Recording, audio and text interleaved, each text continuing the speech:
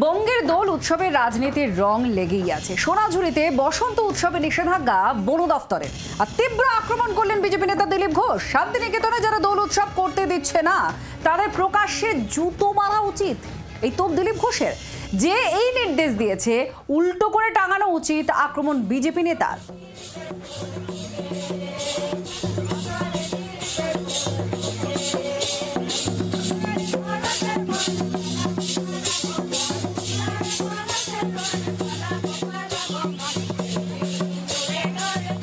শান্তিনিকেতন নাকি forest department বলেছে কোনো হোলি খেলা যাবে না, এত লোক খেললে নাকি সেখানে দূষণ হবে। পুরো বীরভূম জেলাটা লুট হয়ে গেল, ইট বালি পাথর কয়লা লুট হয়ে গেল, সেখানে প্রদূষণ হয় না, পরিবেশ খারাপ হয় না।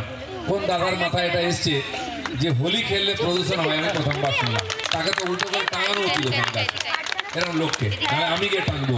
এই ধরনের দুর্যোধনরা এই কলিযুগে আমাদের ধর্ম সংস্কৃতি অপবিত্র করছে, তাদেরকে প্রকাশ্যে জুতো মারা উচিত। কথা বলবো, রয়েছেন তৃণমূল নেতা কাজল শেখ আমাদের সঙ্গে টেলিফোনে।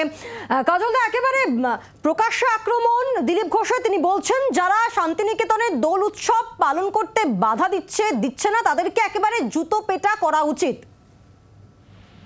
দেখুন, এ বিষয়ে হয়তো ওনার ভালো করে জানা নেই যে শান্তিনিকেতন বর্তমানে ওয়ার্ল্ড হেরিটেজ তকমা পেয়েছে। স্বভাবতই শান্তিনিকেতন সংলগ্ন এরিয়ায় দোল উৎসব করা যাবে না, এটা শান্তিনিকেতন কর্তৃপক্ষ বা ওয়ার্ল্ড হেরিটেজের নিয়ম অনুসারে পড়ে।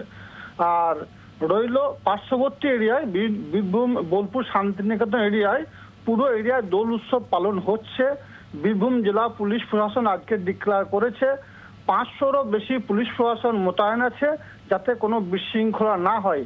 তাই এই বিষয় নিয়ে যারা মন্তব্য করছেন তাদেরকে বলবো ভালো করে বিষয়টা জেনে তারপর মন্তব্য করা উচিত বলে আমি মনে করি।